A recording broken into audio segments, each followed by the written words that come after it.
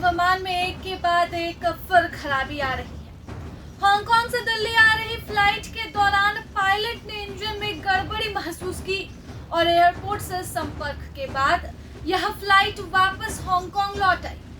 Air India की flight AI315 के दौरान विमान में तकनीकी गड़बड़ी होने के बाद इसे वापस उसी रास्ते से लौटा दिया गया। जिस विमान में खराबी आई वह विमान भी बोइंग 7878 ड्रीमलाइनर था।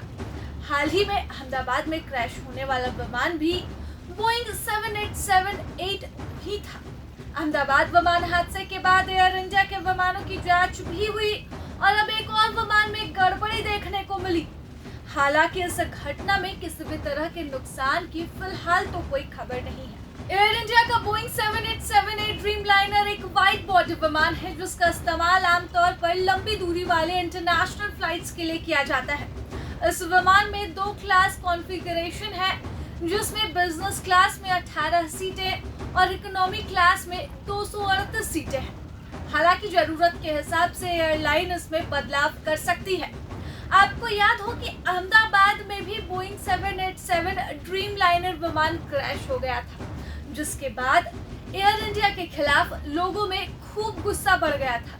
परिवार और शोक मनाने वालों ने एयरलाइन के रखरखाव और पायलट ट्रेनिंग प्रक्रियाओं में कथित तौर पर खामियों पर गहरी निराशा व्यक्त की थी। कई लोगों ने सुरक्षा प्रोटोकॉल में पूर्ण बदलाव और प्रबंधन से अधिक जवाबदेही की मांग भी की है।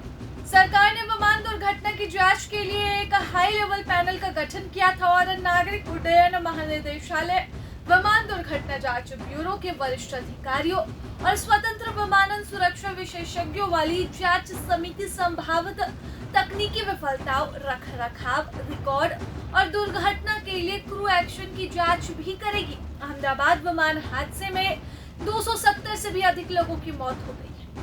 विमान में क्रू सहित 142 लोग सवार थे, जिसमें से एक यात्री बच गया, जबकि 141 लोगों की मौके पर ही मौत हो गई। इस त्रासदी भरे हादसे के बाद ही लोगों के अंदर टाटा ग्रुप के एयरलाइन के खिलाफ गुस्सा है। ऐसे में एक और विमान का इस तरह से वापस लौट जाना ये दर्शा रहा है कि शायद कहीं ना कहीं बोइंग 7878 विमान में तकनीकी खामियां हैं, जिसका खामियाजा उस हादसे में 270 से भी अधिक परिवारों को भुगतना पड़ रहा है।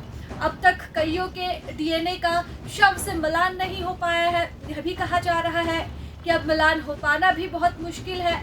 तो वहीं दूसरी तरफ लोग हॉस्पिटल के बाहर अड़े हुए हैं और मांग कर रहे हैं सरकार से कि वह कम से कम शव उपलब्ध करवा दे। तमाम त्रासदी भरे, दुख भरे घटनाक्रम के बीच ये खबर एक बार फिर से लोगों को सतर्क कर रही है और डरा जरूर है।